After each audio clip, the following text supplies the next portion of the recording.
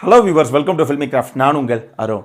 இந்த எபிசோடு 1000ல் ஒரு படம், அற்புதமான நல்ல படங்களை மட்டுமே உங்களுக்கு தனியாக எடுத்து ரெக்கமெண்ட் பண்ணக்கூடிய ஒரு சூப்பரான செக்மெண்ட் இது.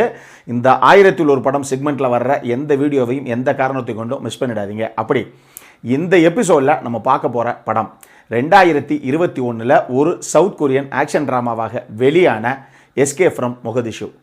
இப்போது இந்த படத்துடைய ஒன்லைன் ஸ்டோரி என்ன அப்படின்னு நம்ம பார்த்துடலாம். சோமாலியாவுடைய கேபிட்டலாக இருக்கக்கூடிய மொகதிஷு அப்படிங்கிற ஒரு கேபிட்டல் சிட்டி.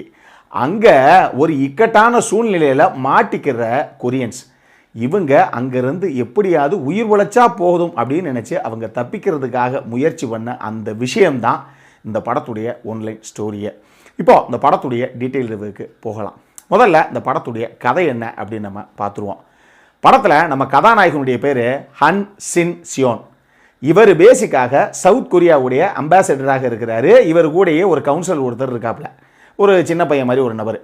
இப்போ இவங்க ரெண்டு பேரும் எங்கே இருக்கிறாங்க அப்படின்னு கேட்டிங்கன்னா, ஆப்பிரிக்கன் கண்ட்ரியான சொமாலியா இருக்கு இல்லையா, சொமாலியாவுக்கு மொகதிஷு அப்படின்னு சொல்லி ஒரு கேபிட்டல் சிட்டி. அங்கே எல்லா கண்ட்ரிக்கும் எம்பசி இருக்குது. பொதுவாகவே மற்ற நாடுகளுடைய எம்பசிஸ் எல்லாம் இருக்கும் இல்லையா, அந்த மாதிரி கொரியனுடைய எம்பசி, அதுவும் சவுத் கொரியா நார்த் கொரியா ரெண்டுக்கும் தனித்தனி எம்பசியே அந்த கேபிட்டல் சிட்டியான மொகதிஷுவில் இருக்குது.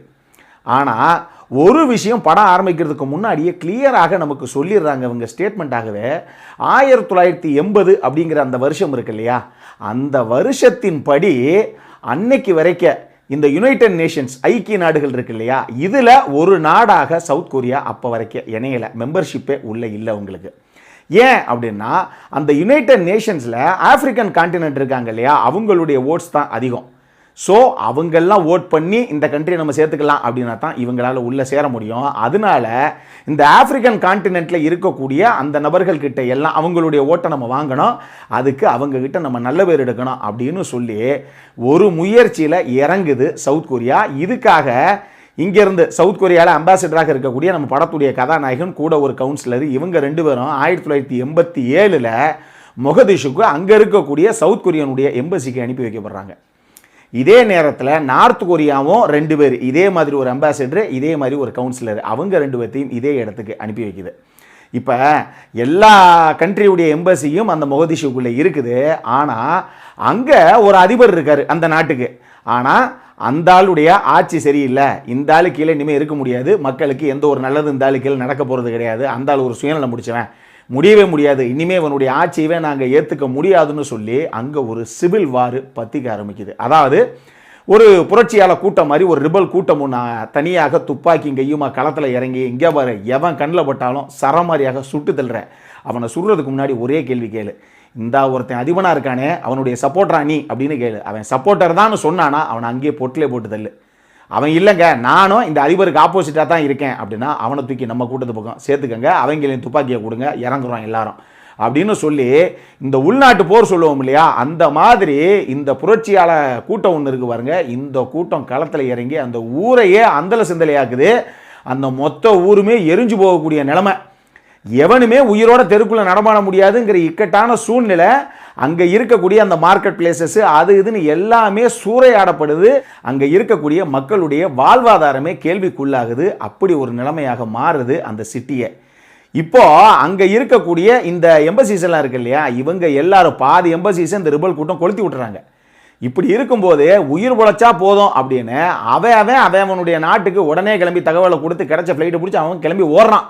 இப்படி இருக்கிற தருணத்தில் இனிமேல் ஏர்போர்ட்டே பிளாக் பண்ணிட்டோம், ஏர்போர்ட்லேருந்து இன்டர்நேஷ்னலாக எந்த ஃப்ளைட்டுமே உங்களுக்கு போகாது, உள்ளே சிக்கினவன் தான்டா, எல்லாத்தையும் போட்டு தள்ளுங்கடா அப்படிங்கிற அளவுக்கு கொலவெறியாக அந்த கூட்டம் கையில் துப்பாக்கியோட சுற்ற ஆரம்பிக்கிறாங்க.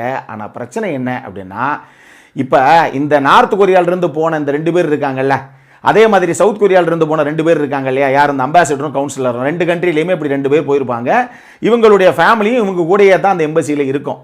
இது போக அங்கே இருக்கக்கூடிய அந்த கோவர்க்கர்ஸு, இவங்க எல்லாரும் எப்படியாவது நம்ம தப்பிச்சே ஆகணும் அப்படிங்கிற ஒரு மிகப்பெரிய உயிர் தெரிக்கக்கூடிய ஒரு போராட்டத்தை கையில் எடுக்கிறாங்க. ஆனால் இறுதியாக இவங்க எடுத்த காரியத்தை வெற்றிகரமாக முடிச்சாங்களா இல்லையா, இதுதான் இந்த படத்துடைய மொத்த கதையை.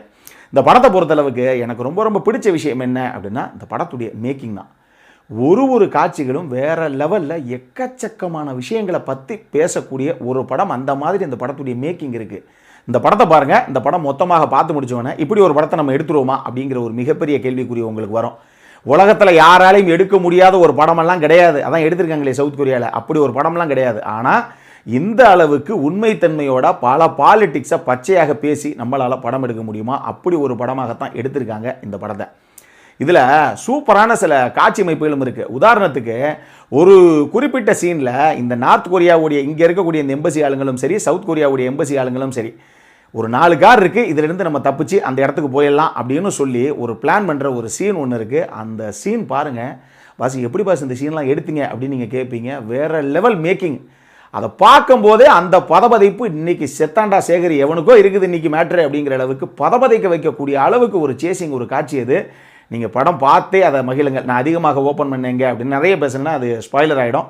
நீங்கள் படத்தில் பார்த்தே தெரிஞ்சுக்கோங்க. அந்த அளவுக்கு செம்மையான ஒரு மேக்கிங். இதை தாண்டி இந்த பாலிடிக்ஸ் பேசுகிற ஒரு விஷயம்னு இருக்குது பார்த்தீங்களா, நார்த் கொரியாவும் சவுத் கொரியாவும் எப்படி இருக்கிறாங்க அப்படிங்கிறத ஒரு சீனில் ரொம்ப சூப்பராக சொல்லியிருப்பாங்க. ஏங்க நீங்கள் நார்த் கொரியாவோட பெரிய அளவில் உறவு வச்சுக்கணும் அப்படின்னு நினைக்கிறீங்க, இதெல்லாம் கரெக்டு தான் அப்படின்னு யார் பேசுவாப்பில்? நம்ம சவுத் கொரியாவுடைய அம்பாசிடராக இருக்கக்கூடிய கதாநாயகன் அங்கே இருக்க ஒரு நபர்கிட்ட பேசுவார், சோமாலியாவில் இருக்க ஒரு நபர்கிட்ட பேசுவார்.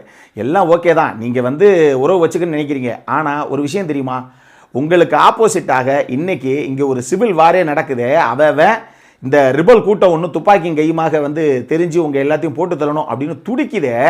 அவங்க கையில் இருக்க துப்பாக்கி, அதனுடைய மாடலை பார்த்தீங்களா? அந்த நியூஸ் பேப்பர் பாருங்கள். அவங்க எல்லாரும் துப்பாக்கியும் கையுமா அப்படி தூக்கிட்டு நின்ன மாதிரி ஒரு ஃபோட்டோ இருக்கா? அதில் துப்பாக்கி கிளியராக தெரியுதா? இது என்ன மாடல் துப்பாக்கி அப்படின்னு உங்களால் பார்த்தா புரிஞ்சிக்க முடியுதா? இதை தயாரிக்கிறதே நார்த் கொரியா தான். அப்போ யார் அவங்களுக்கு துப்பாக்கியை சப்ளை பண்ணி உங்களுக்கு ஆப்போசிட்டாக கிளப்பி விட்டு நீங்கள் நினைக்கிறீங்க? அது தெரியாமல் அவங்க கிட்ட தான் போய் ஒட்டி உறவாடிக்கிட்டீங்க அப்படின்னு நீங்கள் சொல்லுவார் நம்ம கதாநாயகன். இதே மாதிரியே வேற ஒரு ப்ரூஃபை வேற ஒரு விஷயத்தில் அந்த நார்த் கொரியாவுடைய அம்பாசிடர் போய் இதே ஆள்கிட்ட சொல்லுவாப்புல. இதெல்லாம் அதாவது இங்கே பாரு, உன் கையில் ஒரு டம்ளர் தண்ணியை குடிச்சிட்டு தான் நான் உசுர் வாழணும் அப்படின்னா நான் வாழணும்னு தேவையே இல்லைடா அப்படிங்கிற அளவுக்கு நார்த் கொரியாவும் சவுத் கொரியாவும் இருந்திருக்காங்க. ஏன் இப்பயும் இருக்கிறாங்க, அது வேற மேட்ரு. ஆனால் எந்த அளவுக்கு இந்த கண்ட்ரிக்குள்ளே இருக்க பாலிடிக்ஸ் இருந்திருக்கு அப்படிங்கிறத இந்த படத்தில் அந்த அளவுக்கு அப்பட்டமாக பேசியிருப்பாங்க. அது இந்த படத்துடைய மேக்கிங்கில் அவ்வளவு தெளிவாக இருக்கும். அந்த ஒரு அட்டகாசமான மேக்கிங் இது. இதை தாண்டி இது ஒரு உண்மை சம்பவம் தான். ஏற்கனவே 1990-91 அங்கே நடந்த ஒரு மிகப்பெரிய விஷயம், ஒரு கலவரம். அங்கேருந்து எப்படி தப்பிச்சாங்கங்கிற அந்த உண்மை வரலாறத்தான் இவங்க படமாக எடுத்திருக்காங்க. ஆனால் அதை அந்தளவுக்கு உயிரோட்டமாக உயிர்ப்பாக நம்மக்கிட்ட கண்ணு முன்னாடி கொண்டு வந்தது இந்த படத்துடைய மேக்கிங். அட்டகாசம், வார்த்தையே கிடையாது. இதை தாண்டி இந்த படத்துடைய கதாபாத்திரங்கள் எல்லாமே எழுதப்பட்ட விதம். இப்போ நான் சொன்னேன் பார்த்தீங்களா, 2 கண்ட்ரியும் ஒருத்தர் மேலே எப்படி பழிய போடுறாங்க, எப்படி பாலிடிக்ஸ் பண்ணுறாங்கன்னு.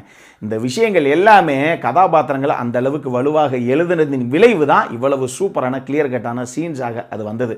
இதை தாண்டி அந்த படத்துடைய கிளைமேக்ஸில் ஒரு விஷயம் இருக்குது, அதை நான் ரிவீல் பண்ண முடியாது, நீங்கள் படம் பாருங்கள். பட் டெஃபினட்டாக ஒத்துப்பீங்க எந்த அளவுக்கு கதாபாத்திரங்கள் எழுதப்பட்டிருக்கு. அட பாவிகளா, கொஞ்சம் வைத்தறிச்சலாகவே இருக்கும்னு வச்சுக்கோங்களேன் இந்த சீன் பார்க்கும்போது. நீங்கள் பாருங்கள், அந்த அளவுக்கு கதாபாத்திரங்கள் எல்லாத்தையும் சூப்பராக எழுதியிருக்காங்க முதல்லையே. அதுதான் இந்த அளவுக்கு எக்ஸ்ட்ராடினரியாக ஆர்டிஸ்ட் எல்லாரும் பர்ஃபார்மன்ஸில் கொண்டு வந்ததுக்கான காரணம்.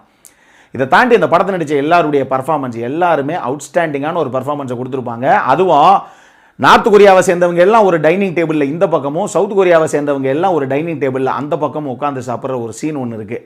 அந்த சீன் எக்ஸ்ட்ராடினரியான ஒரு சீனு. பர்ஃபார்மன்ஸில் வேறு லெவலில் எழுதிருப்பாங்க எல்லாரும். இதுவுமே அந்த கதாபாத்திரங்களை எழுதுனதுனால தான் அதை பார்க்கும்போது நமக்கு எந்த அளவுக்கு உள்வாங்க முடிஞ்சதுங்கிறனால தான் இந்த சீன்ஸை என்ன சூப்பராக பண்ணியிருக்காங்கல்ல அப்படிங்கிற ஒரு ஃபீல் நமக்கு வரும்.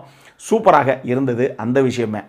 அதே மாதிரியே இந்த படத்துடைய விஎஃப்எக்ஸ் டீமுடைய ஒர்க்கும் சரி, ப்ரொடக்ஷன் டிசைன் டீமுடைய ஒர்க்கும் சரி, ஒன்றுமே கிடையாது. அந்த ஊர் எந்த அளவுக்கு அந்தல சிந்தலையாக கிடக்குது அப்படிங்கிறது பார்க்கும்போதே நம்மளால் உணர முடியும். அதுக்கு இந்த 2 டீமுடைய கான்ட்ரிபியூஷன் மிக பெருசு. அது போக இந்த படத்துடைய சினிமோட்டோகிராஃபி, குறிப்பாக அந்த 4 கார், அந்த சேசிங்கு, அந்த தப்பிச்சு போகிற அந்த சீன் இருக்குது பாருங்கள், அது தப்பிச்சு போகிற கிடையாது, சிக்கனா எவனோ இன்றைக்கி சங்கு அப்படிங்கிற அளவுக்கு ஒரு ஃபீலை கொடுக்கக்கூடிய ஒரு காட்சி, அந்தளவுக்கு பதபதைக்க வைக்கக்கூடிய ஒரு காட்சி.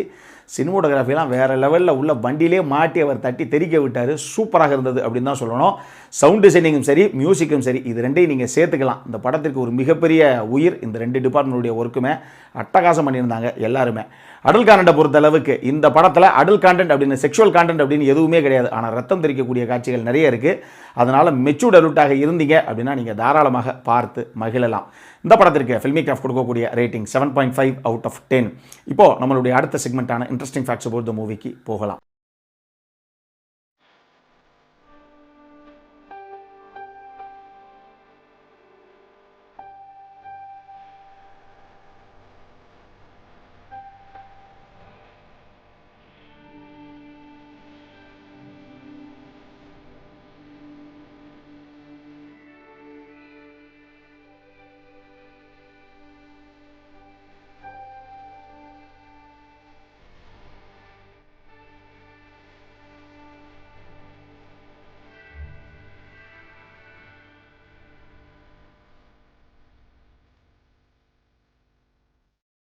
இந்த வீடியோ பிடிச்சிருந்ததுன்னா லைக் பண்ணுங்கள், ரொம்ப பிடிச்சிருந்ததுன்னா உங்கள் ஃப்ரெண்ட்ஸ் எல்லாத்துக்கும் ஷேர் பண்ணுங்கள்.